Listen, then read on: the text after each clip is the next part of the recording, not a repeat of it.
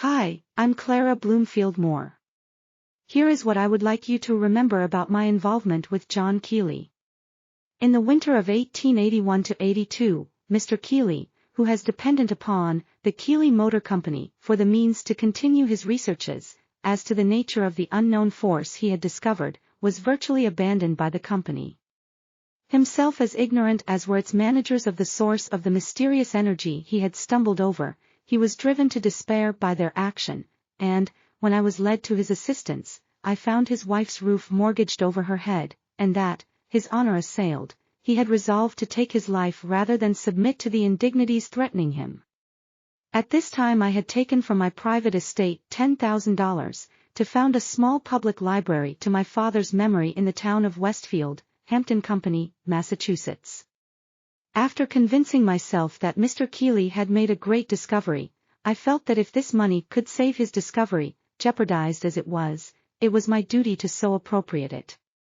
At that time, Mr. Keely thought half of the amount so appropriated would be all that he should require, but, unfortunately, his efforts were for years confined to the construction of an engine for the company that had abandoned him. Later, he commenced researches which resulted in the discovery that he had unknowingly imprisoned the ether, greatly increasing my interest in his work.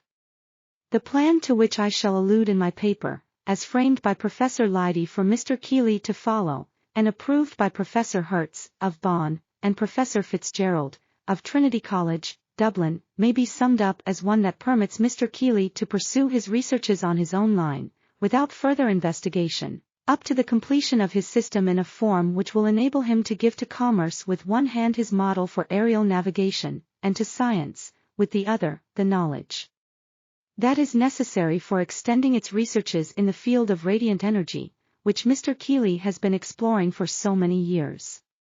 I ask the prestige of your sympathy, as well as for your interest in Mr. Keely's work, on this basis, and if in 1 year you are not convinced that satisfactory results have been attained for science, I will promise to leave Mr. Keely in the hands of the usurers and Shylocks of commerce, who have already forced him into renouncing 7/8 of his interest in what the Keely Motor Company claims as its property.